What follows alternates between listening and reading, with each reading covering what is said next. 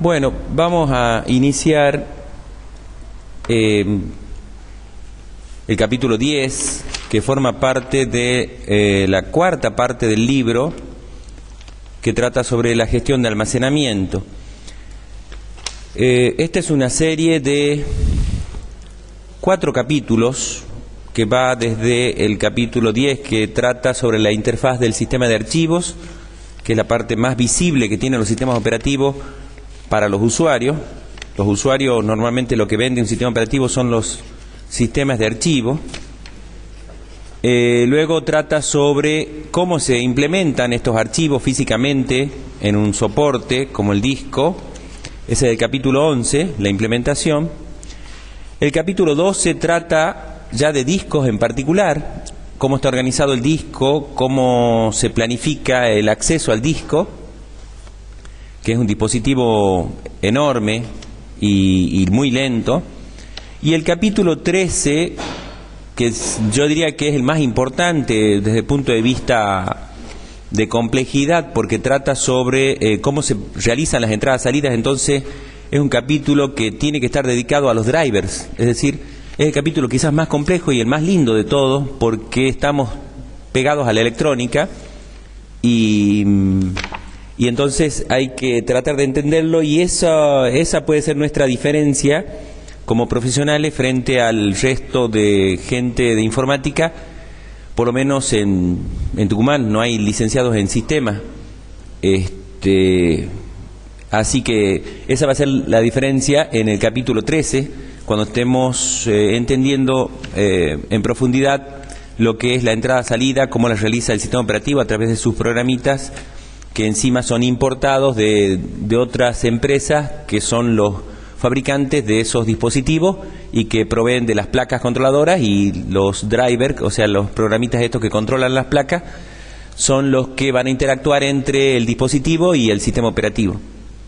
Así que bueno, iniciamos esta serie de 4 capítulos de gestión de almacenamiento con el capítulo 10, y mostrando en el primer capítulo, el capítulo 10, cómo es la interfaz, cómo aparece una interfaz.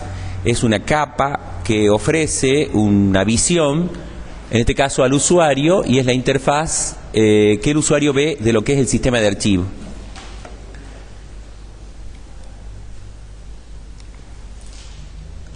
Así que comenzamos a ver conceptos. Este capítulo, esta transparencia muestra todos los temas. Como todas estas transparencias son muy largas, tienen muchas diapositivas, pero bueno, vamos a tratar de ir cubriéndolas. De todas maneras es un recorrido fácil, son conceptos accesibles, no tiene muchas abstracciones. La primera gran abstracción que hay que entender, así como fue una abstracción el concepto de proceso, y es una abstracción el concepto de espacio de almacenamiento o espacio direccionable, para entender lo que es memoria y la asignación de la memoria virtual. En este caso del capítulo 10, la primera abstracción que hay que entender es el concepto de archivo.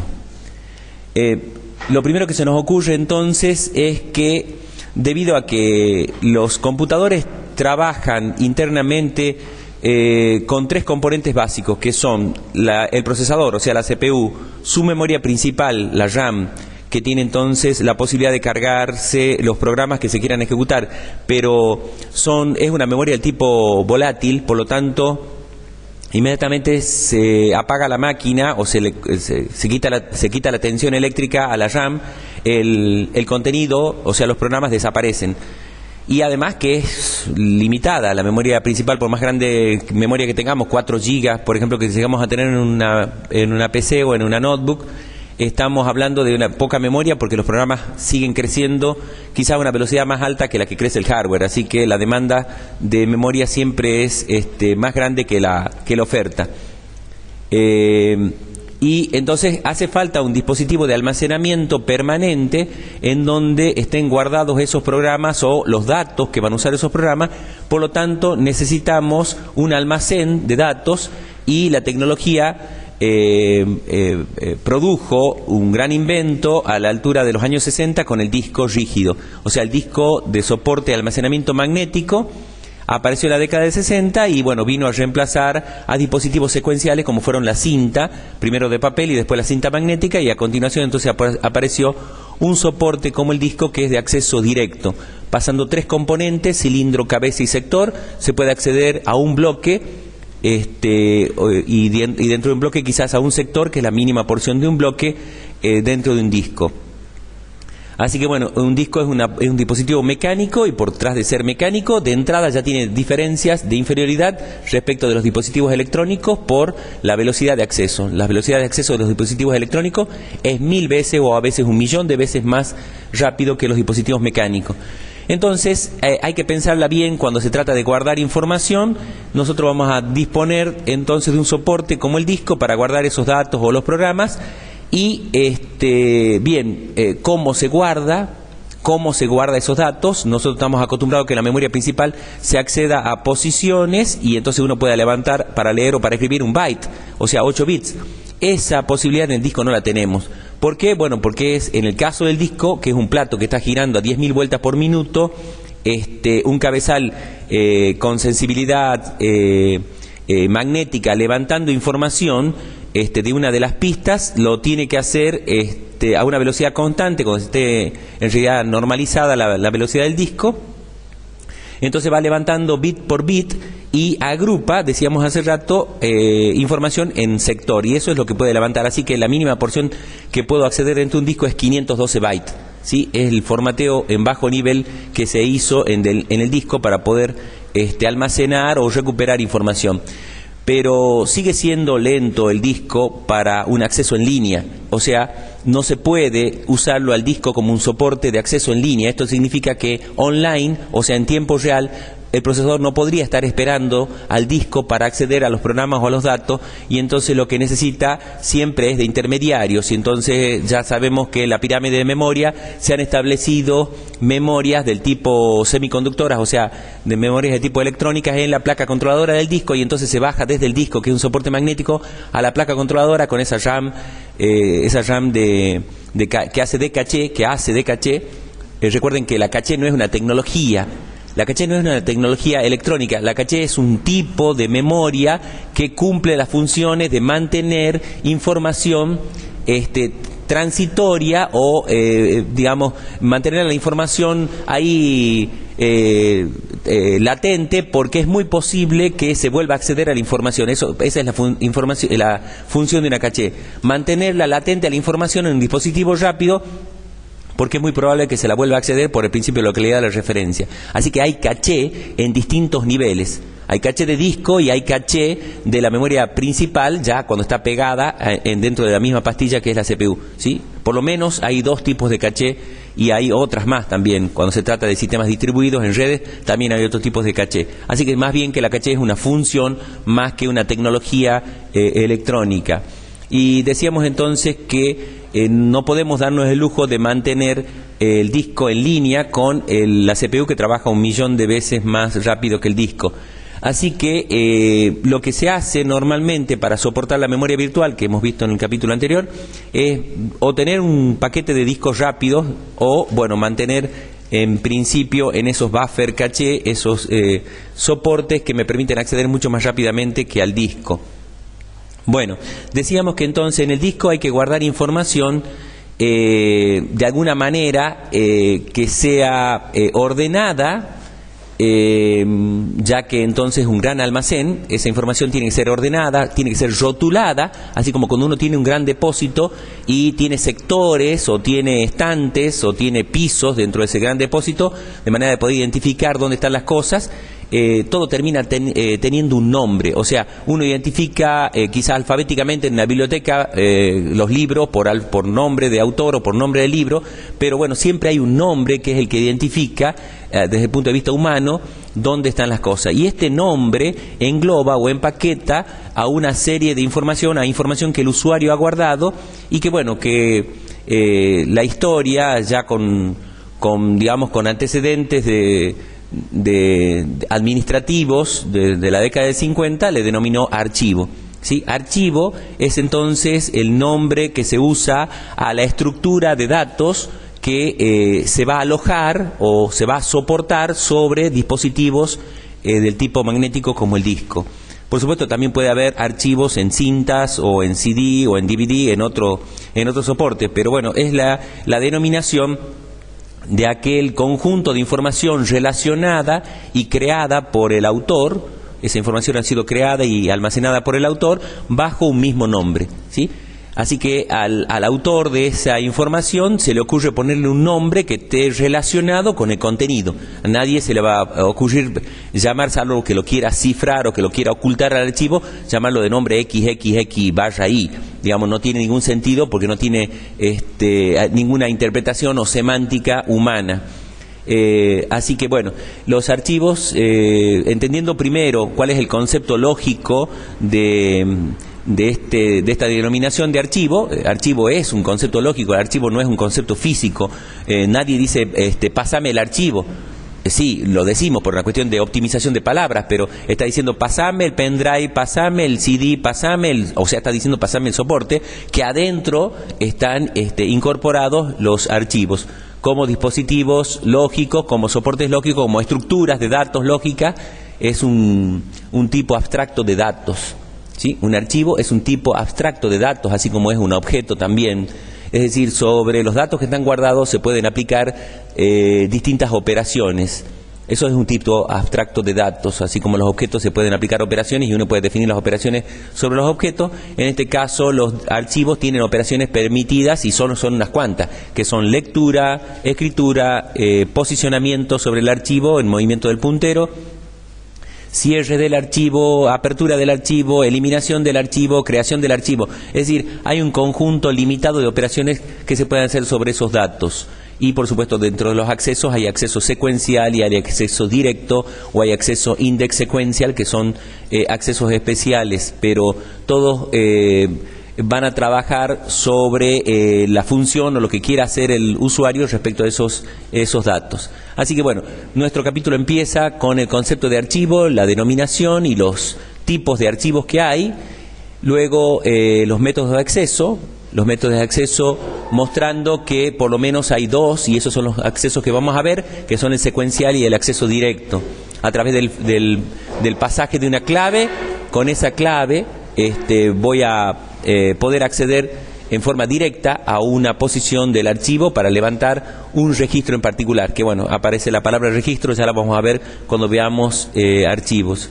Luego, los archivos que al comienzo pueden ser pocos y luego van a ir creciendo en cantidad porque el usuario va a ir queriendo guardar más información y de distinto tipo, a pesar de que sea de un solo usuario. El mismo usuario quisiera saber dónde tiene sus cosas y entonces va a organizarla en una forma o en una estructura llamada directorio.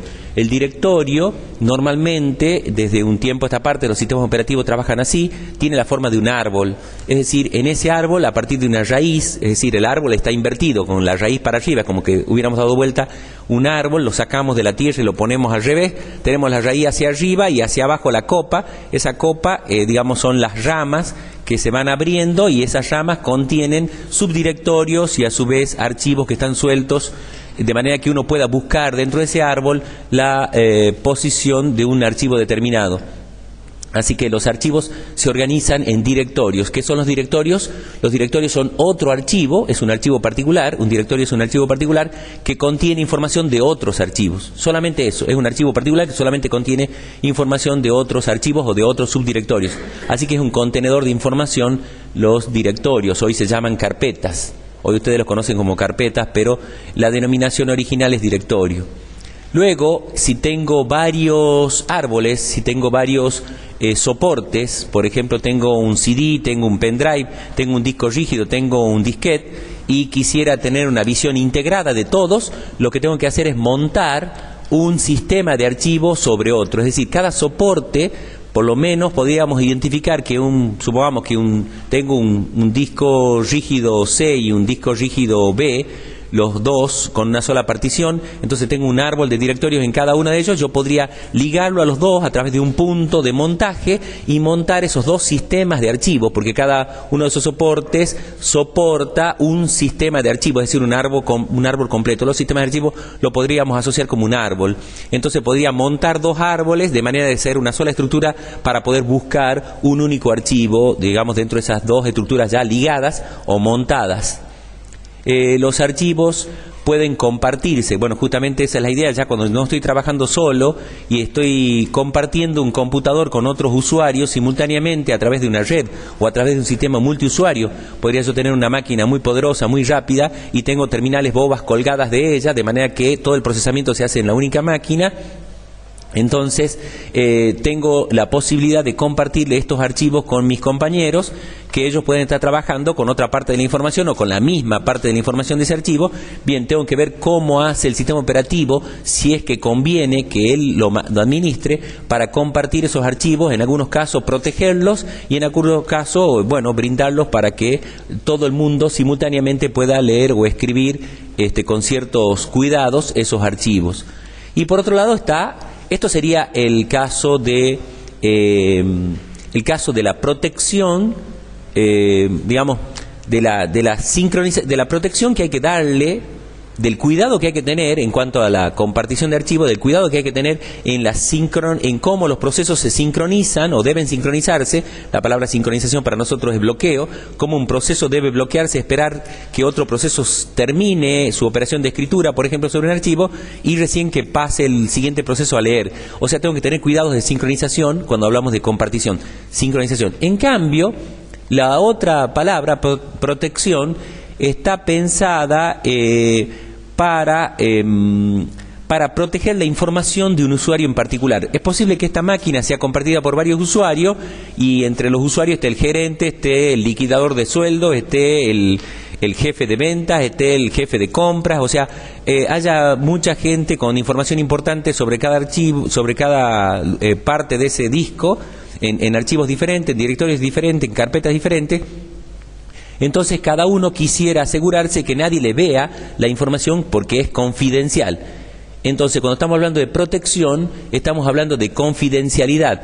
Entonces la información tiene que protegerse, y solamente el dueño de ese archivo, del que ha generado la información, debe decidir, o tiene el poder o la capacidad de decidir quién va a leer, quién va a escribir, quién va a ejecutar un determinado programa que han sido desarrollados por esa persona.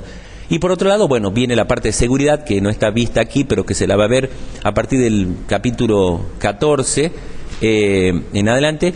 Vemos la parte de seguridad respecto de, ahora ya no tanto cuidarme de que no pueda acceder a través de usuario y contraseña, sino que a través de una red o de un sistema de estos de tiempo compartido, no pueda un intruso o un intruso real a través de accesos o intentos de hackear la información, sino de programas que se puedan difundir a través de la red, gusanos o virus que puedan entonces alterar o robar información que tenemos guardada en estos archivos. Así que protección se refiere a quién yo quiero dar la información para que la lea, y seguridad se refiere al cuidado, ya no de la confidencialidad, sino el cuidado de que nadie me altere o me robe información.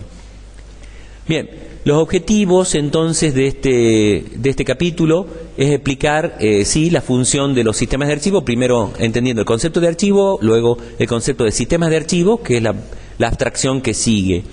Describir cuáles son las interfaces de los sistemas de archivo, qué es lo que ven los usuarios, las interfaces, de esto se trata todo el capítulo, cuáles son las operaciones permitidas en esa mesa o en ese mostrador donde se muestran los archivos, y qué puede hacer el usuario siempre a través de una única función, las llamadas al sistema. ¿Por qué? Porque el archivo, si bien es cierto, ha sido definido por el usuario, los datos del archivo han sido elegidos por el usuario, pero el guardado corre por cuenta del sistema operativo. O sea, yo le digo qué datos guardar, cómo quiero armar la información, pero una vez que yo ya la concibo y le digo, bueno, esto se va a ir guardando, es él el único autorizado para acceder al sistema de archivo, y eso es a través del sistema de archivo al disco mismo, porque tenemos entonces una interfaz, programa de aplicación, sistemas de archivo que lo maneja el sistema operativo, y luego por debajo entonces estaría el hardware, que es el mismo disco donde se va a guardar esa información. Así que por más que sea mía la información, es el sistema operativo el que me la va a brindar cuando yo la necesite, con los cuidados que yo le he pedido que tenga. Por ejemplo, que él mismo me pida a mí usuario y contraseña, o él mismo decida a ver quién es el dueño en base a la identificación que yo ponga, la autenticación, quién es el dueño del archivo y quienes pertenecen al grupo del dueño, porque el dueño tiene amigos y esos amigos entonces son los que van a participar del proyecto. Por lo tanto, capaz que tienen también algún nivel de privilegio de lectura, de escritura o de ejecución, que son los tres tipos básicos de permiso: lectura, escritura y ejecución.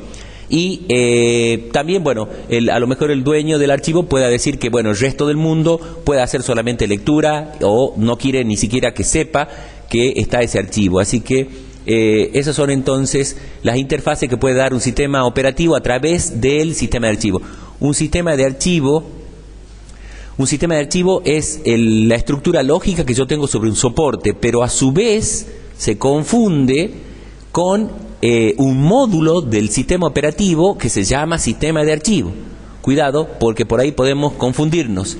Así que el sistema operativo tiene una parte que es un módulo que interpreta los archivos que están en los sistemas de archivo de los discos, de otra máquina, etcétera, de un sistema distribuido, pero él tiene adentro también un sistema de archivos para ver cómo lo va a interpretar. Así que tiene como un interpretador de sistemas de archivos externos, ¿sí? Que, bueno, la gente directamente le llama el file system, o sea, el sistema de archivo propio del sistema operativo. Que, bueno, la única forma de acceder, entonces decíamos, a los archivos es a través de llamadas al sistema, porque tiene de última no tan solo instrucciones, en realidad no tiene instrucciones privilegiadas. Las únicas instrucciones privilegiadas son de acceso al dispositivo, las operaciones in y out sobre las placas controladoras. Pero bueno, queremos proteger la información, así que por lo tanto la operación de read, de write sobre un archivo son instrucciones, digamos, son operaciones o son primitivas que solamente el sistema operativo la puede hacer y se ejecutan en modo kernel. Así que por más que sea mía la información, siempre tengo que pasar por el sistema operativo a través del sistema de archivo para poder ver la información que está guardada. Los compromisos de diseño de los sistemas de archivo tienen que ver con la optimización del espacio y lo que el usuario quiere hacer. Por ejemplo, si un usuario quiere acceder rápidamente a la información, entonces tenemos que permitir un acceso directo. Mientras que si lo va a leer al archivo secuencialmente uno tras otro para listarlo o para hacer operaciones de actualización en un archivo maestro, bien, voy a tener que permitir un acceso secuencial.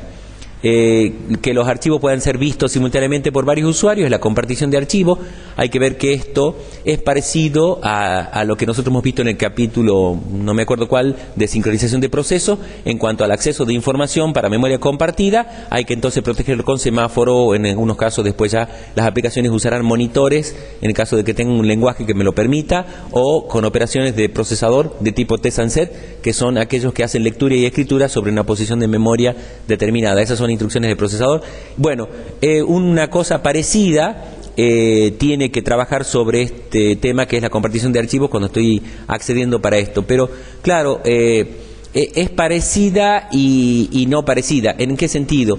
Que dependiendo de dónde esté mi archivo, capaz que mi archivo está en forma remota en un servidor, entonces no puedo usar herramientas de sincronización como los semáforos, porque los semáforos son herramientas para memoria compartida, y si yo tengo mis datos en un servidor que está en Londres, es imposible que yo le pueda aplicar semáforos al acceso a, digamos, de la información de un servidor que va a estar en Londres, porque los semáforos trabajan en memoria compartida. Yo no puedo compartir esta memoria con la que está el servidor en Londres, así que se usan otros mecanismos de compartición y de protección para esa sincronización. Además no puedo trabajar con las mismas velocidades, no se accede a la misma velocidad a una memoria que a un servidor que está a miles de kilómetros. Así que las diferencias de velocidades hacen que se cambien los mecanismos también de protección. ¿Cómo se hace para bloquear estos archivos? Cuando uno habla del bloqueo de los archivos, el bloqueo no va a producirse allá en el disco. El bloqueo se va a producir en memoria. Porque el procesador no ve información de un disco a distancia, ¿sí? Él le tiene que traer la información y escribirla en memoria, y en memoria, en el kernel por supuesto, es en la memoria del kernel donde se va a distribuir la información para los otros usuarios, y ahí es donde hay que bloquear a veces la palabra se llama bloqueo de archivo, porque esa es la instrucción que uno le pide en lenguaje de alto nivel, un bloqueo de archivo, pero el lenguaje de alto nivel traduce en una llamada al sistema, y esa llamada al sistema después termina siendo un bloqueo del tipo escritor o del tipo lector. Hay dos tipos de bloqueo, es un bloqueo lector. En el bloqueo lector se permite que todo el mundo lea, y nada más que lea, pero sin ninguna quizás discriminación. En cambio, en el tipo de bloqueo escritor, estamos hablando que solamente uno puede escribir por vez y los demás no pueden hacer ni siquiera lectura. Bueno, las estructuras de directorio que tienen los sistemas de archivo, de un nivel, de varios niveles, estructuras de árbol y estructuras de grafo acíclico. Los grafos son una estructura que engloba a los árboles. Los grafos ya es una estructura de nodos relacionados de cualquier manera. Un árbol es un grafo donde tienen los nodos un único padre, ¿sí? Esa es la característica de un árbol. Un árbol es un grafo, pero donde los nodos tienen un único padre. En cambio, un grafo, digamos, general, pueden tener varios padres. Entonces está relacionado de distinta manera. Probablemente eso han visto en alguna estructura, en alguna materia de estructura de datos. Ah, bien. Bueno, hay de tipo grafos acíclicos o cíclicos, en donde se puede recorrer y llegar a un nodo de distintas maneras, por un camino o por otro. Bueno, estas son estructuras quizás más simples para el usuario, pero más difícil para el sistema operativo de controlar. Explorar los mecanismos de protección de un sistema de archivos. Bueno, esta es la parte más fácil respecto de los permisos que tienen los archivos para lectura, escritura y ejecución. Bien, a partir de ahí, entonces, habiendo, digamos, dedicado un tiempo sobre estas bases que son importantes, podemos ahora avanzar un poco más rápido para ver si podemos llegar casi a terminar este capítulo. El concepto de archivo, entonces, hemos dicho, ya hemos dado una definición, y fíjense que este autor habla de que un archivo es como si fuera un espacio contiguo de direcciones lógicas. Nos vuelve la idea de asignación de memoria para un proceso. Un proceso que es este recipiente o contenedor donde se puede ejecutar un código de un programa de usuario, es el contenedor que le da el sistema operativo para que el usuario pueda moverse dentro de ese contenedor, que nosotros le llamamos espacio de direcciones lógica. ¿Por qué es lógica? Porque tiene sentido solamente para el programador, no porque tenga un asidero en posición física, porque ni siquiera sé dónde está, y si está en mi memoria principal, capaz que el sistema operativo me ha sacado la mitad del proceso y lo ha llevado al disco, o capaz que no tengo nada porque no tenía espacio. Bueno, eso es direcciones lógicas, porque son direcciones o nombres de variables que tienen sentido para el programador, pero no para el sistema operativo. Y cuando hablamos de espacio contiguo es porque el usuario tiene los ojitos felices y ve que su archivo es toda una pinturita que empieza desde la A hasta la Z y está perfectamente guardado ahí. Y él cree que así está guardado, y además los accesos son impecables de la manera que uno lo piensa lógicamente. Pero en la realidad es, digamos, un caos de punteros que se relacionan unos con otros, sectores. Capaz que mi archivo es tan grande que está soportado en 2 discos, y capaz que mi archivo empieza en un disco y termina en otro disco. O sea, es tanto el caos que puede tener internamente, pero bueno, el sistema operativo le tiene que hacer transparente al usuario toda esa complejidad y mostrarle esa pinturita que es un espacio contiguo de direcciones lógicas, ¿sí? Así que, bueno, de eso es la complejidad que tiene que vérsela el sistema operativo. Por eso decíamos que es un aspecto muy visible para el usuario, porque él cree que sus datos los tiene muy bien guardados ordenadamente, y va a decir, mira, a veces los tengo guardado alfabético, y otras veces los tengo guardado por número de documento, y otras veces los tengo guardado por, no sé, por edades o por distintos tipos de conceptos lógicos que tiene el usuario, pero que, bueno, que el sistema operativo tiene que mostrarle esas interfaces elegantes para que el usuario no se desilusione ni diga, uy, esto es un caos, ¿cómo voy a manejar este caos? Así que el caos lo está manejando el mismo sistema operativo. ¿Qué tipo de datos puede englobar un concepto de archivo? El usuario puede ser dueño de guardar muchos tipos de datos, muchos tipos de informaciones de datos dentro de esos archivos, pero bueno, básicamente este autor, y con buen criterio, lo ha dividido en 2 mundos. o los archivos guardan datos o los archivos guardan programas. Los archivos que guardan datos son distintos tipos de datos desde lo que se les ocurra: numéricos, carácter, binario, sonido, imagen, digamos, cualquier tipo, bases de datos, pero las bases de datos, digamos, relacionadas entre información pura y punteros. Bueno, hay mucha información que se puede guardar, pero cuando se puso binario, en particular aquí, es porque, yo puedo estar guardando en un archivo MP3, por ejemplo, y está comprimido el sonido o la imagen, bueno, en el caso de MP3 para sonido, pero está comprimido de alguna manera, entonces, bueno, ya le está llamando binario. Por otro lado, yo puedo guardar un tipo de archivo programa que, bueno, va a depender del nivel de las instrucciones que tenga. Si es un lenguaje de alto nivel y es un programa hecho por el usuario, alguien podría decir, no, bueno, pero si es un archivo de datos, porque yo lo puedo ver con un editor de texto y lo puedo editar. Sí, perfectamente, eso también se puede llamar un archivo de datos a un programa en alto nivel. Pero luego de que lo sea compilado, después que sea traducido ese archivo de instrucciones de alto nivel, vamos a generar un archivo objeto. Dentro de esto, entonces, vamos a tener un archivo objeto, y ese objeto va a ser entendible ya solamente, digamos, por el linkeador o el montador o el enlazador, quien va a ligar direcciones de esos archivos para lograr una sola pieza ejecutable. O sea, el fin último de un programa, de un compilador, es generar un archivo ejecutable, y para hacer un archivo ejecutable tiene que estar escrito, digamos, ya en binario, de manera que sea entendible por el procesador. Así que nosotros vamos a tener varias capas. Acá tenemos el lenguaje de alto nivel, digamos, como instrucciones de alto nivel, luego un archivo del tipo objeto, donde tiene direcciones generadas relativas en cero de posiciones dentro de ese archivo, y muchos de esos archivitos sueltos de esos objetos que tienen que ser enlazados y ligados con bibliotecas compartidas o con bibliotecas estáticas en un único archivo ejecutable o .exe, que ya tiene instrucciones que son entendibles por el procesador. Bueno, todos esos tipos de archivos pueden ser guardados por el sistema operativo. Y él además tiene la obligación, fíjense, o no, de reconocer el tipo de archivo. Entonces, por ejemplo, cuando sea un archivo tipo exe, bien, no me tiene que permitir que yo lo edite con el editor de texto. ¿Por qué? Porque viboritas, caracoles, no sé, rayos, cualquier tipo de cosa voy a ver, porque no se va a entender qué es lo que tiene. Pero en cambio, o al revés, si yo tengo un archivo tipo .doc, no me tiene que permitir que yo lo ejecute. No puedo ejecutar directamente un archivo .doc porque el procesador no va a entender lo que tiene adentro, ¿sí?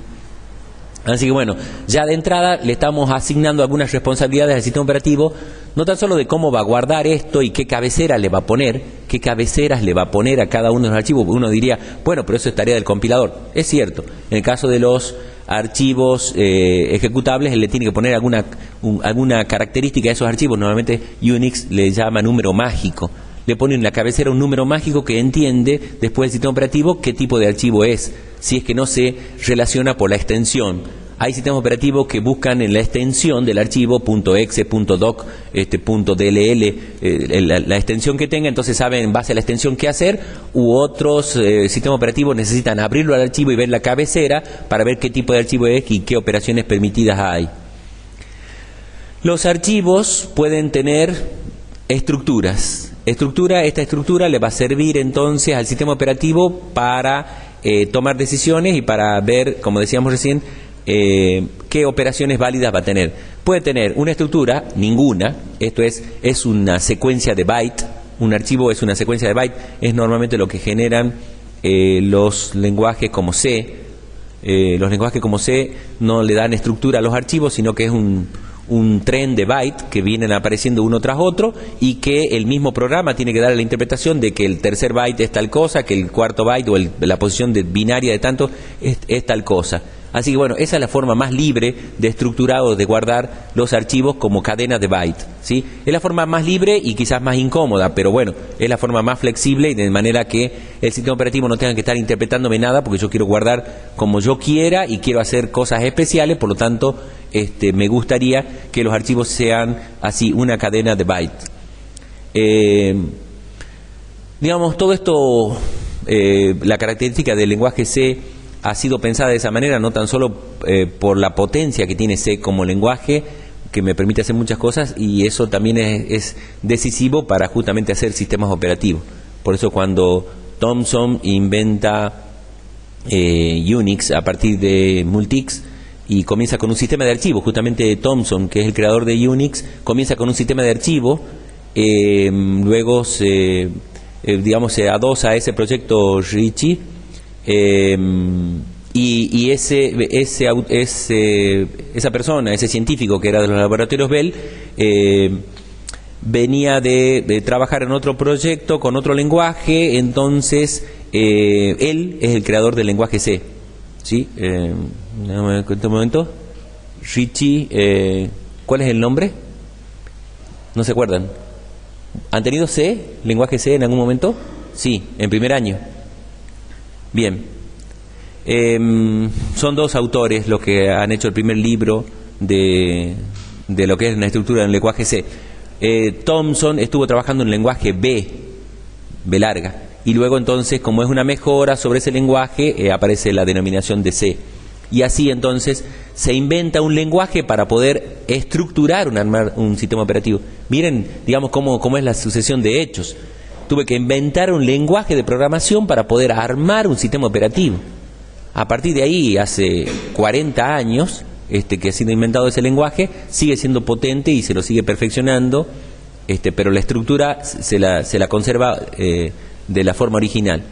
Y luego puedo tener entonces estructura simple, una estructura simple de registro en cuanto a que el archivo lo voy a estructurar o lo voy a almacenar de un formato de registro. Entonces, a cada uno de las filas de ese archivo, de esa estructura que la voy a concebir como una matriz, le voy a llamar registro, ¿sí?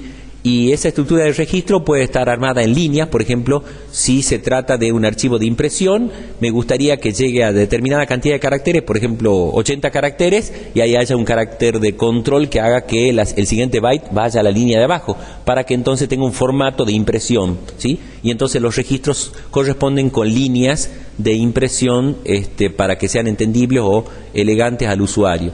Los registros pueden ser de longitud fija, que sería lo más deseable para nosotros. Entonces uno, cuando diseña un archivo, piensa en qué información voy a guardar: número de documento, fecha de nacimiento, apellido y nombre, domicilio. Bien, estructura entonces el diseño lógico del registro, y luego, bueno, ese registro lógico, yo voy a pensar que guarda en cada uno de los registros una entidad diferente que identifica a una persona. Por ejemplo, en el caso de un archivo de alumnos o de personas, de una longitud fija. Pero los archivos pueden ser de longitud variable también. O sea, los registros pueden ser de longitud variable también. Y entonces un sistema de archivos tiene que interpretar eso, que tiene que tener un fin de registro, como para decir, aquí empieza otro. Y de manera que los registros pueden ser de tamaño diferente, dependiendo de lo que se quiera guardar, ¿sí? Las estructuras de estos archivos pueden ser complejas o simples. Todo va a depender de cómo quiera estructurar la información. Cuando hablamos de archivos, hablamos quizás de un solo contenedor, no de la relación entre archivos, que ya es una base de datos. Una base de datos es un conjunto de archivos relacionados, digamos todos del mismo tema o de alguna manera relacionados a través de punteros. Pero en estas estructuras estamos siempre hablando de la estructura de un archivo, no de una base de datos, ¿sí? Luego vamos a ver que los archivos pueden tener instrucciones generadas por el compilador, y entonces ya traen cierto formato. O para el caso, como decíamos recién, del compilador, el compilador ya le genera instrucciones al cargador para que el cargador sepa exactamente qué parte o qué página cargar en memoria principal.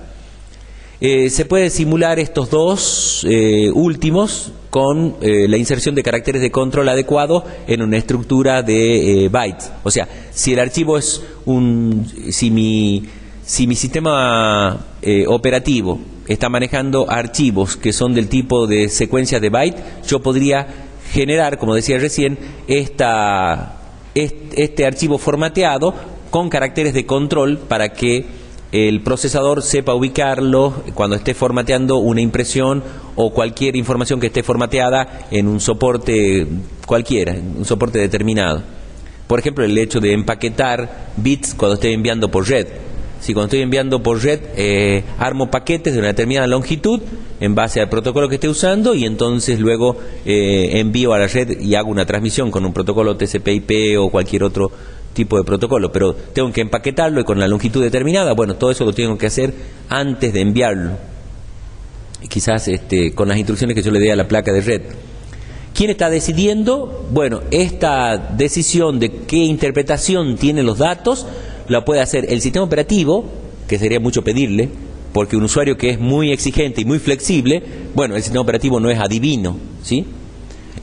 Por favor, cerrarla quizás a la ventana para que no perdamos calor. La gente diría para que no entre frío, es al revés, para que no perdamos calor. Entonces, bueno, la interpretación de los datos va a venir, digamos, por parte del sistema operativo o por parte del programa. Pero bueno, yo diría que seríamos demasiado exigentes pedirle al sistema operativo que interprete todas las variantes que yo puedo tener sobre los distintos tipos de archivos. Así que lo más probable es que el sistema operativo diga, no, yo hasta aquí llegué, yo te veo una secuencia de bytes, yo te respeto la secuencia de bytes y a partir de ahí vos interpretarla, formateala como vos quieras, por lo tanto el programa se tiene que hacer cargo de esa interpretación de los bytes. Bien, a partir de ahora entonces vamos a ver cuáles son los atributos que tiene que guardar el sistema operativo, aquellos campos o atributos que tiene que guardar un sistema operativo para poder entender o poder administrar esa información que le hemos dado que guarde para que uno pueda recuperar. Esto es como el viejo dicho, el que guarda siempre tiene. El que guarda siempre tiene, eso no es para entonces alentar a los tacaños, al revés, sino el que guarda, digamos, está pensando en que en algún momento lo va a necesitar. Bien, se almacena la información pensando que se la va a necesitar, así que de manera que guarda ordenadamente. Eso es lo primero que nos dicen nuestros padres. Guarda, sé ordenado en tus cosas, guarda ordenadamente para cuando la necesites sea rápido el acceso. Si uno tiene un guardado desordenado en forma de pila de ropa, pila de plato sucio, pila de lo que sea, entonces va a ser muy difícil encontrar, o va a ser más lento el trabajo de buscar y encontrar una información. Los sistemas operativos, a través de sus sistemas de archivo, guardan la información de los archivos de cierta cantidad de datos. Esto se llama metadatos. Metadatos en el sentido de que están por arriba de los datos, son metadatos, el conjunto de información de administración de esos archivos. Y lo primero que debo guardar es el nombre, ¿sí? El nombre, porque es el bautizo, el nombre que le ha puesto el creador y es entendible por el usuario, ¿sí? Vamos a ver eso, dónde se guarda, dónde conviene guardarse, porque es posible que distintos usuarios le pongan el mismo nombre y entonces no debe tener conflictos, ¿sí? No debe tener conflictos si se le han puesto el mismo nombre. Además, como las personas que podrían llegar a tener el mismo nombre, ¿sí? Le hace falta un identificador único, que para nosotros por país es un número de DNI, un número de documento. Así que los sistemas de archivos también necesitan identificar unívocamente un conjunto de información, un archivo, y le ponen un identificador único, ¿sí? Este número de identificador le va a permitir, dentro de un sistema de archivos que esté, que contemple varios sistemas de archivos montados, cómo le va poniendo un identificador único para poder identificar estos archivos. Así que esto sería equivalente a un DNI, es único. Único al menos en la sesión que estoy teniendo. Porque fíjense que los archivos, y eso lo vemos inmediatamente, están posicionados o están alojados en un soporte que es un disco y que pueden ser varios discos y puedo tener varios sistemas de archivos. Pero cuando yo voy abriendo archivos, ¿quiénes son los únicos capaces de abrir los archivos? Son los procesos. Los procesos abren los archivos y esa operación significa traer una parte del archivo a memoria principal. ¿Qué parte? Al menos el metadato al menos la información de ese archivo en particular. O sea, antes que me aparezca la persona, quiero su currículum. quiero su currículum, quiero su DNI, lo quiero tener aquí, y una vez que lo estoy analizando recién le digo pase. O sea, lo primero es obligación de que entre a la memoria la entrada, así como los PCB eran entrada que alojaban información de los procesos, ahora voy a tener una entrada por cada archivo. Eso se llama un descriptor de archivo. Así que el descriptor de archivo es como la carpeta o el currículum del archivo, y esa es la información que se guarda en ese currículum. Es lo primero que yo quiero tener en memoria. Una vez que tengo eso en memoria, ahí le puedo controlar. Ah, vos sos Pepito y querés hacer lectura. Veamos el tema de los permisos, si te va a permitir que vos puedas hacer o no ese tipo de operación. Así que antes de que vengan los datos, tengo que tener los metadatos cargados en memoria en esta tabla de archivos abiertos. Y esos archivos, a medida que se van abriendo, le voy asignando quizás un número, que es una combinación de números que traen desde el disco, más lo que yo le aporto en la apertura. Porque puedo tener distintos sistemas de archivo con identificadores repetidos de los sistemas de archivos diferentes, pero yo aquí no puedo tener repetidos en la tabla de archivos abiertos, ¿sí? Ese es el identificador a la cual... bueno, aquí dice que podría ser identificador único en el sistema de archivos allá en el soporte, pero también tengo que tener un identificador en la tabla de archivos abierto. El tipo de archivo, bueno, es lo que decíamos hace rato. Si alguien me ha abierto un archivo que es un .doc, bien, yo estoy suponiendo que en el acto hay muchos sistemas que trabajan así. Cuando yo hago un doble clic sobre un .doc, en el acto llama al procesador de texto vigente, entonces lo llama al Word, o lo puedes llamar al primitivo de Office, ¿cómo se llama? ¿Cómo? El WordPad, o cualquier otro procesador de texto que lo tenga como vigente o como actual, ¿sí? Porque es un archivo de texto, ¿sí? El sistema operativo, digamos, no me va a permitir que yo ejecute como si fuera un programa un archivo .doc, ¿sí? Así que por eso le hace falta el tipo, ¿sí? La ubicación. Fíjense que la ubicación, ¿qué tiene que ver la ubicación? Claro, yo lo acabo de traer el metadato, acabo de traer estos datos de un soporte. ¿De qué soporte? Si vos tenés el pendrive 1, 2, 3, el disco C, D, el disquete A, B, o sea, ¿de dónde ha salido ese archivo que has traído aquí a memoria? Entonces tengo que saber exactamente de dónde viene, en qué dispositivo se encuentra, qué número de dispositivo, y dentro de ese dispositivo, cuál es la ubicación del archivo. O sea, dame CHS en el caso de un disco, dame cilindro, cabeza y sector, de donde comienza el archivo, para a partir de ahí, yo después, si esto está como una lista enlazada, ir a recuperar el resto de los registros. Así que necesito la ubicación dentro del dispositivo. Y cuando hablamos de dispositivo, estoy suponiendo que ese dispositivo no ha sido particionado, porque si el dispositivo único que tengo, C, ha sido particionado en 4 o en una determinada cantidad de particiones, tengo que identificar qué partición se trata, ¿sí? En ese caso. Tamaño. ¿Para qué me sirve el tamaño de un archivo? El tamaño de un archivo me sirve porque, bueno, este soporte, digamos, este archivo es parte de la información permitida para un usuario, y si este soporte o el sistema de computación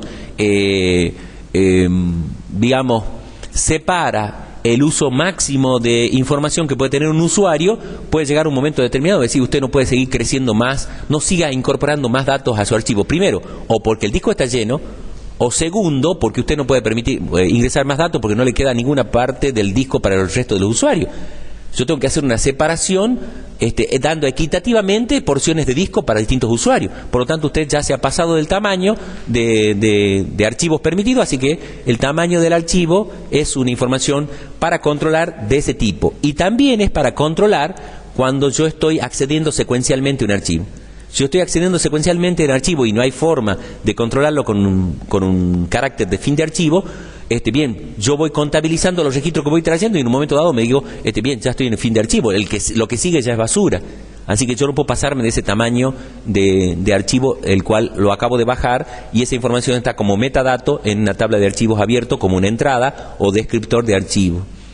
La protección, el creador del archivo, el dueño del archivo, en el acto que lo está creando, él ya podría definir quién está autorizado para leer, para escribir o para ejecutar, si se trata de un archivo ejecutable, este archivo. Entonces pone 9 bits. 9 bits, ¿sí?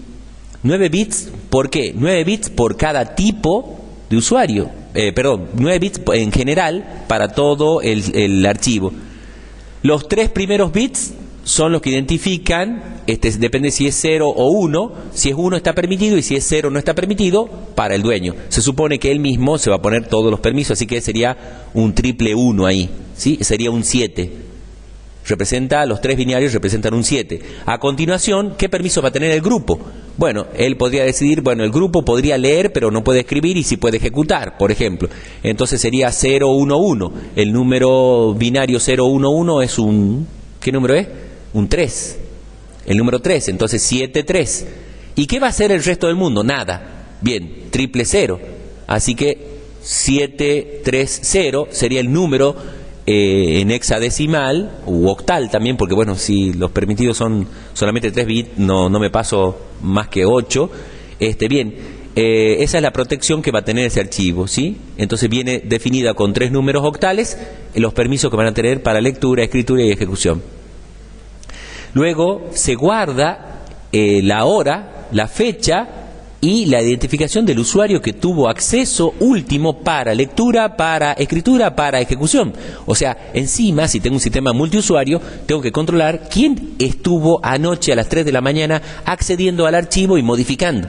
Acá queda registrado. El sistema de archivo, por protección, registra cada uno de los accesos. Tan solo para mirar qué hay adentro ya queda registrado, ¿sí? De manera que el sistema sea seguro y sirva para tomar otras acciones, ¿sí? La información acerca de los archivos se almacena en la estructura de directorios. Esto ya vamos a ver en transparencia siguiente, que también recibe el nombre de almacenamiento secundario, el disco. Es decir, las estructuras, esto sería el archivo. El archivo, esa porción de información, se ordena en una estructura llamada estructura de directorio. La estructura de directorio se corresponde con una estructura, con un sistema de archivo. Una estructura de directorio, o sea, un árbol, se corresponde con un sistema de archivo. Puedo tener muchos sistemas de archivo en línea, es decir, de manera de poder acceder en plena ejecución a esos sistemas de archivo. Por supuesto que los sistemas de archivo tienen que ser reconocibles por el sistema operativo. O sea, yo no puedo haber creado un sistema de archivos con Linux, por ejemplo, y tratar de abrirlo con Windows. O sea, los sistemas de archivo también tienen una denominación, tienen una patente de quien lo inventó el sistema de archivo y por lo tanto una caracterización que algunos sistemas operativos no pueden entender qué es lo que dice adentro. Así que tiene que ser compatible y mi sistema operativo tiene que entender cómo está armado para poder mostrarme los archivos que hay adentro. Bien. Las operaciones con los archivos, ¿sí?, surgen de llamadas al sistema. Cada vez que un programa, que es el único autorizado a operar sobre el archivo, yo directamente como usuario no puedo meter mano a un archivo. O sea, yo como usuario, para poder meter mano en un archivo, tiene que correr un proceso para que ese proceso entonces haga llamadas al sistema para poder acceder a estas operaciones de archivo. Lo que pasa es que uno puede, por ejemplo, a través del escritorio que está corriendo un proceso que es el explorador, mostrarme entonces el contenido del archivo, llamando a su vez a otro proceso que es el WordPad, el Word o quien sea, pero siempre un proceso, nunca un usuario directamente, porque los archivos se abren y se cargan a nombre de un proceso. Es como que una cuenta bancaria, nunca puede venir nadie, digamos, a abrir esa cuenta bancaria, tiene que tener una denominación, un número de cuenta, un identificador, un número de documento, alguien, el responsable de esa apertura. Así que el responsable de la apertura de los archivos son procesos, sí o sí, ¿sí? Son procesos, y en este sentido, cuando uno diría, pero ¿y el kernel? Bueno, el kernel está encargado de la administración de los archivos, pero el kernel como código mismo, que en algunos casos no es proceso, porque no le hace falta ser proceso, no tiene por qué acceder al contenido de los archivos. El contenido de los archivos es de usuarios y los usuarios se canalizan a través de procesos. Por lo tanto, ni el código del kernel tendría posibilidad de ver un contenido, salvo que sea un antivirus y ya no sería kernel, ya sería una aplicación, ¿sí? Los sistemas operativos en realidad tienen que separar bien la función y cuando hacen función de antivirus ya es un proceso. Por lo tanto, es un proceso el que estaría revisando si un archivo tiene alguna información nociva para el sistema o no. Bueno, las llamadas al sistema que ofrecen los sistemas operativos a través de los sistemas de archivo son creación, ¿sí? Yo cuando estoy creando un archivo, dependiendo del tipo de archivo que esté creando, el sistema operativo puede hacer una reserva de espacio o no, como la creación de un proceso. Cuando decíamos que un proceso va a trabajar con paginación bajo demanda, es porque puede crear un proceso sin una sola página. Acá podría crear un archivo sin un solo bloque. ¿Y cómo? Y no, bueno, a medida que vaya pidiendo le vamos dando. Por lo menos ya voy guardando en el directorio la entrada correspondiente a ese archivo, pero no tiene ninguna correspondencia en un espacio libre donde ir guardando. Podrían nacer desde cero, ¿sí? Igual que los procesos cuando nacen con paginación bajo demanda. Bien, pero ahí el sistema operativo le pide cierta información que es la que se guarda acá en el momento de la creación, ¿sí? Acá ya se está guardando la hora y la fecha y quién es el usuario, ahí le está faltando otra información, quién es el dueño del usuario, quién es el dueño de ese archivo.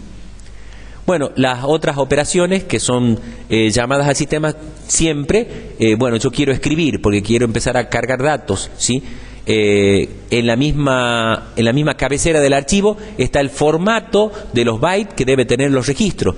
Por lo tanto, en la escritura tiene que tener un tamaño mínimo, tiene un tamaño acorde a cómo están los registros diseñados en la creación. Por lo tanto, ahí, si yo tengo permiso, voy a poder escribir. Esa es una de las primeras operaciones que me controlan. ¿Usted quién es? Fulano de tal. Entra, va a una tabla, se fija. ¿Yo tengo permiso de escritura? Sí, ok, adelante. Entonces me recibe los datos de la escritura, ¿sí? Que en una bandejita que tiene un tamaño particular, y bien, y lo va a mantener en memoria, y con cierta frecuencia lo va a guardar en el disco dependiendo de la frecuencia que yo le tenga de actualización, o un guardado a mano, por ejemplo, podría ser un guardado a mano de ese tamaño, digamos, de esa escritura en disco.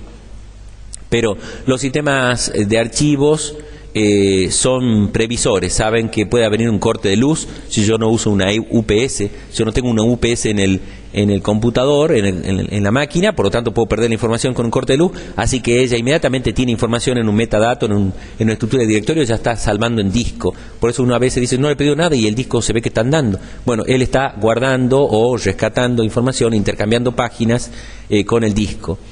Esto de la escritura, ya en el capítulo 13 nosotros vamos a ver cómo es que alguien está guardando 64 kilobytes de longitud de un registro enorme, cómo hace para guardarse si la operación se pueden transferir solamente 64 bytes simultáneos en una IDE, o en una serie ATA se pueden transmitir unos cuantos bits, o 2 bits simultáneos, o 4 bits, dependiendo de la lane que tenga el ancho del bus al disco.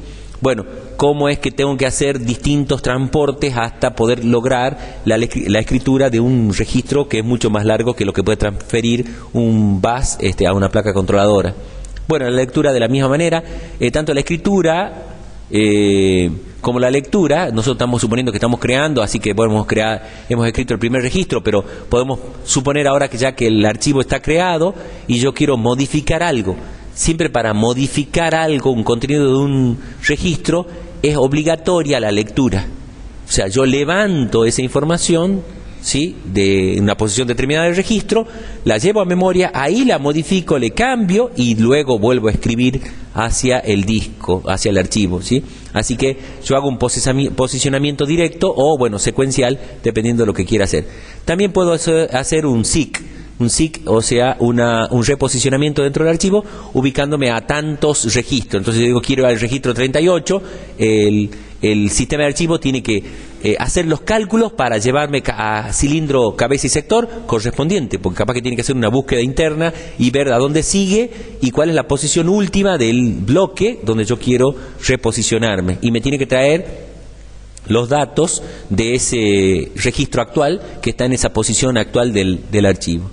El borrado de un archivo, cuando hablamos del borrado de un archivo, es la eliminación total.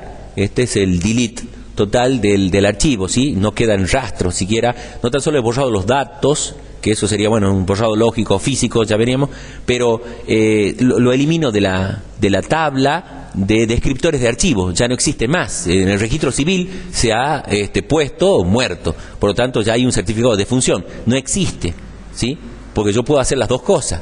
Podría ir porque tengo muchas deudas y quiero aparecer como muerto, entonces voy, saco un certificado de defunción y listo, ya se murió y se terminaron las responsabilidades civiles, digamos, si no se heredan. En ese caso, bueno, ya aparece como muerto, pero capaz que sigue andando. O sea, es posible que alguien haya borrado, lógicamente, que es lo que muchas veces pasa, uno por error borra un archivo y lo primero que se hace es borrar allá en la tabla de escritorio del archivo. Alguien va y marca en el registro civil la muerte, pero la persona sigue andando, los datos están. Entonces no hagas nada. Si lo acabas de borrar recién, no hagas nada, y lo que vas a hacer es correr un programita que revisa el disco y se da cuenta, porque puede después recuperar esa información de un borrado, digamos, justamente porque revisa el contenido y puede rearmar la tabla.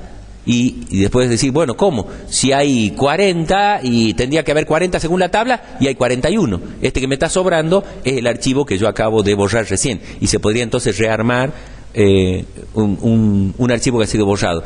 Y otra cosa es el truncado. Bueno, el truncado es la traducción que pone el autor. En realidad es el vaciado. El vaciado sería un SAP en base de datos, ¿sí? Sería sacarle el contenido, pero la estructura sigue vigente. Sigue la entrada en la tabla de descriptores de archivo y con nombre, con todo, nada más que está vacío el archivo. Eso sería el truncado. Y estas, bueno, aquí está mostrando dos operaciones que se canalizan como llamado a función dentro de una API o una biblioteca para luego terminar una llamada al sistema. Recuerden que intermediario a la llamada del sistema y al programa de aplicación, lo que hacemos es ubicar bibliotecas a nivel de usuario, que corren en modo usuario, para recibir el pedido de una instrucción de alto nivel. Así que esto pueden verlo como una llamada al sistema o pueden verlo como el nombre de una función. El nombre de la función se llama open, ¿sí? Esto significa buscar la entrada file J, o sea del archivo J, dentro de la estructura del directorio del disco y llevar el contenido en la entrada de la entrada a memoria. Así que bueno, es lo que pasa que esa operación, en realidad, fíjense que no está, esta está en negrita, y esto también tendría que estar en negrita porque son operaciones que se ofrecen como llamadas al sistema. O sea, la apertura de un archivo es obligatoria para operaciones de lectura o de escritura. Si yo quiero leer o escribir un archivo, primero ábralo. ¿Qué significa abrirlo? Traer la información de metadatos a la memoria principal y al menos, quizás, también eso se hace, traer por lo menos unos cuantos registros, quizás los iniciales, los primeros registros.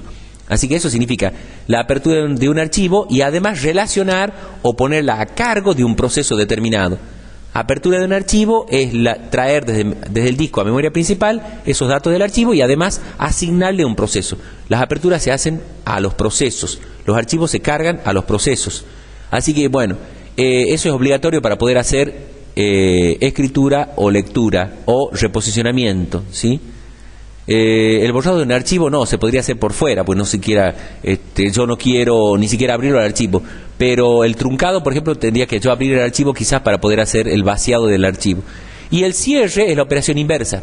El cierre de un archivo es llevar la información que tengo en memoria principal en la tabla de descriptores del archivo y grabar en disco, porque ya estoy cerrando el archivo. El cierre puede ser explícito o puede ser implícito. Nosotros de eso ya hemos hablado con la muerte de un proceso. Cuando un proceso muere abruptamente por un error grave, ¿qué pasó? El sistema operativo se tiene que encargar de barrer los restos del archivo que han quedado del proceso, y entre esos han quedado punteros de archivos abiertos, y bueno, el sistema operativo se tiene que hacer cargo de los cierres de los archivos después de la muerte del proceso. Eso es implícitamente, después de la muerte de un proceso. Pero explícitamente se refiere a cuando el proceso ha puesto close, y entonces se va recorriendo con el PC esas instrucciones y se va cerrando explícitamente los archivos. Bueno, ahí está entonces, para el caso de una apertura de archivos, cuáles son las tareas, cuál es la información que tengo que traer desde el disco. Necesito el puntero del archivo, que me den la posición no tan solo del comienzo del archivo, allá como CHS, sino también necesito la posición del puntero. Dentro de los archivos hay un punterito que se mueve, ¿sí? Indicando dónde está la lectura actual. ¿Por qué? Porque capaz que yo estoy haciendo un read secuencial. Si estoy haciendo un read secuencial, bien, ¿qué número de read secuencial va haciendo? 3. Significa que el puntero tiene que estar apuntando ya al cuarto registro. Así que esto se va moviendo a medida que yo voy haciendo read, ¿sí? El punterito, desplazándose tantos bytes, que es el tamaño de la longitud de un registro, se va corriendo. Y eso tiene que estar registrado para cuando él me haga un siguiente read. Contador de aperturas de archivo. Este contador de aperturas de archivo es necesario porque mi archivo, que es compartido, puede ser entonces abierto simultáneamente por varios procesos. Entonces, como varios procesos han abierto este archivo, tengo que tener un contador de cantidad de veces que ha sido abierto este archivo. De manera que si tengo un close de un proceso, no significa que yo tengo que tener un close definitivo y una eliminación de la tabla de descriptores de archivos abiertos, sino que lo único que hice es restar en 1 el contador que tengo de procesos que han hecho aperturas de este archivo. Si hay 4 procesos, ahora si cerró 1, bajó a 3 el contador, ¿sí? Ubicación del archivo dentro del disco. Esto es lo que decíamos, que aparte de tener el puntero, yo necesito saber dónde comienza el archivo en el disco, o sea, en qué número de bloque. ¿Sí? Los sistemas de archivos trabajan con número de bloque lógico que el driver después se encarga de traducir a un número SHS o cilindro, cabeza y sector. Y los derechos de acceso, bueno, es información importante porque necesito saber quién es el proceso, quién es el dueño del proceso y si él tiene permiso. Porque, bueno, los procesos heredan los permisos del dueño, o sea, del usuario. Hay un User ID, hay un Process ID, hay un Group ID. O sea, todos tienen identificación, el proceso, el usuario y el grupo al que pertenece el dueño. Los bloqueos, ¿sí? Los sistemas de archivos pueden ofrecer a través de las llamadas al sistema, el sistema operativo ofrece esas llamadas al sistema para hacer un bloqueo obligatorio o un bloqueo consultivo. Dependiendo del sistema operativo, hay sistemas operativos que son más exigentes y entonces exigen, digamos, tiene llamadas al sistema para que uno cuando pida un bloqueo, ese bloqueo es obligatorio y no pasa nadie, solamente un solo proceso accede a ese archivo. Y hay otros sistemas operativos que son más light, que le dicen, bueno, yo te hago un bloqueo, pero es consultivo, o sea, si vos querés, puede tener un proceso que le hace una llamada al sistema, revisa que nadie lo esté accediendo, bien, corre por tu cuenta el manejo de los semáforos, test and set, o las primitivas que vos quieras usar a nivel de usuario, yo no te la voy a usar, no te voy a proteger, es tarea tuya, es responsabilidad tuya. Así que cuando se habla de bloqueo es el mismo tipo de bloqueo que pensamos cuando hay que hacer sincronización de procesos, ¿sí? En un servidor que estoy accediendo simultáneamente con 1000 usuarios a la vez, tengo que manejar muy bien el tema de la sincronización de los accesos a los archivos cuando estos archivos están abiertos y entonces puedo hacer bloqueo de archivo, puedo hacer bloqueo de registro, puedo hacer bloqueo de campo. O sea, dependiendo del grado de detalle de bloqueo que yo quiera, por supuesto, cuanto más fino sea el bloqueo, más caro es el sistema de archivo, más trabajoso, más lento, pero a su vez es un sistema de archivo que me permite trabajar simultáneamente con otros datos, a pesar de que pertenezcan al mismo registro, pero que bueno, que me permita más concurrencia, que me permita más paralelización de operaciones, ¿sí? Porque si yo bloqueo un archivo, porque estoy trabajando con el archivo de alumno, y porque estoy trabajando con un alumno en particular, y bloqueo todo el archivo, bien, el resto de los usuarios, que capaz que podrían trabajar con otro alumno, no lo pueden hacer. Entonces los sistemas de archivos primitivos, los más burdos, hacen bloqueo de archivo. A partir de ahí, luego bloqueo de registro y después un bloqueo más fino, bloqueo de campo dentro de un registro, que sería lo mejor, pero bueno, lo más caro en ese sentido, ¿sí? Bien, este siempre es un servicio, el bloqueo es un servicio que ofrece los sistemas operativos y es un servicio de policía que yo le puedo pedir al sistema operativo que él sea de policía o de controlador cuando yo estoy accediendo a un archivo y que por favor me haga ese control él. Y eso es lo que decíamos, que puede ser un bloqueo obligatorio o consultivo. Bueno, esta tabla está mostrando los distintos tipos de archivos, fíjense, archivo ejecutable, archivo objeto, archivo fuente, archivos de tipo batch, archivos de texto, archivos de algunos procesadores de texto, archivos de librería, archivos de impresión o vista, archivar, esto es entonces para usar compactadores como zip,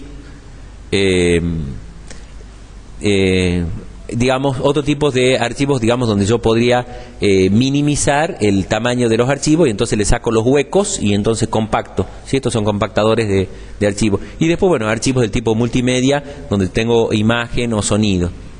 Estas son las extensiones típicas de cada uno de estos archivos.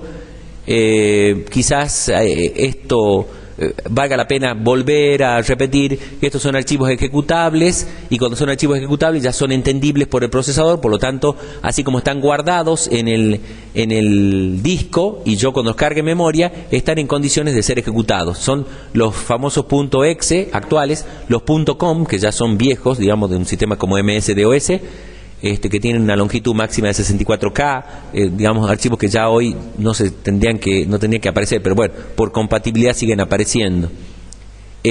Bueno, los archivos objetos, que estos son archivos intermediarios que han sido generados por el compilador, pero que no han sido linkeados todavía, no han sido enlazados, ¿sí?, en una extensión OBJ. Y estos son los archivos de alto nivel que yo he creado para poder hacer una aplicación, y todavía no están compilados esos archivos. Bueno, me interesa guardar los fuentes para que si tengo que modificar, bueno, los tengo que ver, no voy a poder modificar directamente desde un ejecutable.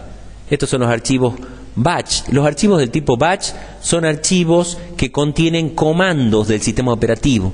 Los archivos que contienen comandos del sistema operativo son los comandos están más arriba que las instrucciones. Son los comandos que yo puedo pedirle a un sistema operativo a través de la shell. Por ejemplo, puedo pedirle dir, puedo pedirle cls, puedo pedirle date, puedo pedirle cd para cambiar de directorio, puedo pedirle md para crear directorio, puedo pedirle rd para remover un directorio. O sea, acá yo puedo guardar comandos del sistema operativo. ¿Y esto es un ejecutable? Bueno, es un ejecutable, pero a nivel de comando de un sistema operativo. Ni siquiera está programado en un lenguaje de alto nivel, sino que está programado, este archivito es un programa de distintos comandos que son interpretables por este sistema operativo, ¿sí? Porque hay tareas repetitivas. Por ejemplo, capaz que yo he programado todo para que a las 12 de la noche corra un programa que hace backup del sistema. Y entonces automáticamente son las 12 de la noche y lo que hace es, con cartridge de cinta que ya tengo cargada digamos, en una unidad de cinta, bien, el sistema automáticamente me hace un backup de todo el sistema de disco a la cinta, que es un dispositivo más barato que los discos, y que a su vez puede guardar varios terabytes en una sola cinta, que es la información de todo un disco, o de varios discos. Así que, bueno, esos son los distintos tipos de archivos. Estos son los procesadores de texto que tienen caracteres de control para color, de tamaño de letra, etcétera, salto de línea, salto de página, todos los caracteres de control que yo lo puedo poner en un procesador de texto. Y los archivos estos de tipo de librería son archivos que tienen información muy flexible para que yo pueda llamar a las librerías de enlace dinámico con las DLL que tiene Microsoft, a los cuales se pueden vincular dinámicamente los programas sin que tengan que repetirse esa carga de la librería en memoria, y hay un solo módulo cargado y está vinculado con los archivos que quieran trabajar o acceder a esa librería. ¿Sí? Ahí están archivos del tipo PDF, por ejemplo, el Acrobat, que genera archivos que son solamente de solo lectura y que ya tienen un formato que yo lo puedo imprimir o ver perfectamente, pero que, bueno, no puedo modificarlos, ¿sí? Son solamente de vista. Luego, archivos del tipo zip, que decíamos recién, que son compactados, y para que un guardado o una transmisión, o para que yo pueda transportar archivos y ocupen la menor cantidad de espacio posible, bueno, esas son las extensiones de ese tipo de archivo. Y aquí están los archivos del tipo multimedia, donde yo puedo guardar sonido, puedo guardar imágenes y sonido, etcétera, películas, etcétera, ¿sí? Ahí están las funciones permitidas. Las funciones permitidas por cada tipo de archivo, ¿sí? Por ejemplo, está listo para correrse en una máquina, ¿sí? Porque es un lenguaje digamos, de máquina. Yo esto no lo puedo editar, no puedo tener una función de edición con un procesador de texto a este tipo de archivo. A esto solamente puedo compilarlo, tampoco siquiera podría abrirlo con un editor de texto, porque son archivos intermediarios, tienen direcciones todavía colgadas, no han sido enlazadas, ¿sí? No han sido linkeadas. Estos son archivos entonces del tipo fuente, que no puedo ejecutarlo directamente, porque salvo que yo tenga un intérprete. Un intérprete podría permitir ejecutar un archivo con órdenes de alto nivel. Esos son los intérpretes, ¿sí? El mismo sistema operativo es un intérprete de llamadas al sistema, las que yo les he pedido. Bueno, y ahí podemos estar años, la verdad que podríamos seguir ahondando, pero bueno, más o menos esa es la idea de los tipos de archivos y las operaciones permitidas. Los métodos de acceso. ¿Qué acceso puedo tener a un archivo? Siempre que uno ha estudiado sistemas de información, cuando uno ve una materia como análisis de sistemas o diseño de sistemas que van a ver ustedes, ahí uno define como usuario final qué tipo de acceso va a querer tener sobre un archivo, y en base al tipo de acceso que quiere tener un archivo, si quiere ser secuencial el acceso o en forma directa porque tengo una urgencia, tengo una persona parada y me está haciendo una consulta sobre un valor del saldo o lo que sea en forma en línea, entonces yo quiero acceder directamente con un número de documento o un número de legajo, el caso de alumno. Bien, yo defino qué necesidad tengo sobre ese archivo y en base a la necesidad, entonces, o sea, la necesidad de acceso, en base a eso armo la organización, creo el archivo con una determinada organización. Es como la construcción de una casa. ¿Para qué la querés la casa? ¿Para vivir, para oficina, para hotel, para guardería? ¿Para qué querés digamos, el habitáculo? Bien, una vez que yo defino para qué quiero, entonces el arquitecto me dice, bueno, vos tenés que tener una pared aquí, una ventana aquí, tiene que entrar luz así, bien, la puerta de emergencia tiene que estar así. O sea, cómo es creado, cómo es organizado el archivo es en base a lo que yo necesito de acceso, cómo lo voy a acceder a ese archivo, ¿sí? O sea, primero surge la necesidad, luego viene el diseño del arquitecto, y en este caso el diseño de los distintos sistemas de archivos que me ofrecen para crear estos archivos. Yo estoy hablando, digamos, de algo que ya se ha ido cada vez hilando más fino y bueno, ha terminado en una única construcción. Hoy se construyen casas con un único criterio. Las casas pueden servir ya son multiuso, ya las casas pueden servir de lavadero, de oficina, de negocio, de lo que sea. Pero bueno, originalmente, o IBM por ejemplo lo sigue manteniendo, dependiendo para qué quiera uno el archivo, es la organización que va a tener, ¿sí? ISAM, secuencial, index secuencial, random, son distintos tipos de construcciones de archivo en base a lo que yo quiera, ¿sí? Acceder. Pero bueno, de lo importante de esto es que si yo quiero hacer un acceso secuencial del archivo, él me tiene que permitir hacer una operación del tipo read next, leer el próximo. ¿Por qué? Porque estoy haciendo un acceso secuencial. Se ha leído el próximo, ahora voy al siguiente, al próximo, y al próximo, y al próximo. Así que hay read next y hay read n, ¿sí? Yo puedo hacer una lectura del próximo, total el puntero ya me está apuntando donde quedó la última lectura, así que el read next corre un registro más. Mientras que el read n, yo le digo, tráeme el 28.000, al rato le digo, tráeme el 2, tráeme el 13, tráeme el 100.000, o sea, yo le puedo cambiar en cualquier momento el orden o el número de clave de la posición del archivo que yo quiero leer. El sistema tiene que ser capaz de acceder rápidamente en este tipo de accesos directos, ¿sí? El acceso se llama directo, en el sentido de que yo le estoy pasando un número y él directamente tiene que mostrarme. En realidad no es tan directo, tiene que hacer algunos cálculos y después de hacer algunos cálculos va y accede y levanta un bloque completo. Y si el bloque ha sido formateado por un sistema de archivo como NTFS de Windows en bloques de 64 KB y resulta que yo tengo registros que son de 100 bytes, y bueno, lamentablemente me va a traer 64 KB a la memoria, y dentro de eso el programa después tiene que elegir cuál es el byte número 100 donde está el registro que yo quiero ver. O sea, el acceso es casi directo. Me ha traído una información de más y yo he tenido que separar de ahí la información que necesitaba para hacer ese acceso directo en base a la cantidad de bytes que yo estoy leyendo en este registro lógico. Así que puedo hacer lectura y escritura al próximo y lectura y escritura a una posición directa. Yo puedo cambiar entonces también el posicionamiento de ese punterito a partir de un reset, porque bueno, quiero hacer a partir de ahí, he leído secuencialmente los 10 primero, pero ahora quiero leer secuencialmente los 10 a partir del 500, entonces me posiciono en el 500 y luego hago un read next para seguir leyendo los que van a continuación. No read after, esto es un read write. ¿sí? Aquí, si yo estoy haciendo una operación de read-write, ¿sí? Lo acabo de ver por primera vez la transparencia esta. Si yo estoy haciendo una operación de read-write, significa que quiero hacer una lectura y una escritura. Así que, por favor, después de hacer un read, no se corra el puntero, manténgase ahí. ¿Por qué? Porque ahí yo quiero ahora escribir. Cuando yo venga a escribir después de hacer el read, quiero que se escriba sobre el registro que acabo de leer. Por eso dice, no corra después de una lectura, no corra el puntero, sino que hágalo después de una escritura. Y fíjense que este read-write, alguien podría decir, tiene que ser una instrucción atómica. Esto tiene que ser una instrucción atómica. ¿Por qué tiene que ser una instrucción atómica? ¿Se acuerdan cuando hacíamos una lectura de una posición de memoria y leíamos un valor? Entonces, no me acuerdo en el ejemplo de la transparencia, capaz que era, yo estaba leyendo count, creo, en el libro y entonces leía el valor 1 de ese count y había un productor que sumaba 1 y después un consumidor que restaba. Si un productor ha levantado un valor de una variable, yo decía, tienen que protegerse hasta tanto él no escriba. ¿Se dan cuenta? Y entonces decíamos que eso tenía que ser atómico. Bueno, alguien podría decir que el read-write también tiene que ser atómico, entre que lee, lo modifica y lo actualiza en el disco, eso tendría que ser atómico. O sea, nadie tiene que meter las narices en medio de esa operación. Pero, ¿cuánto demora esa operación?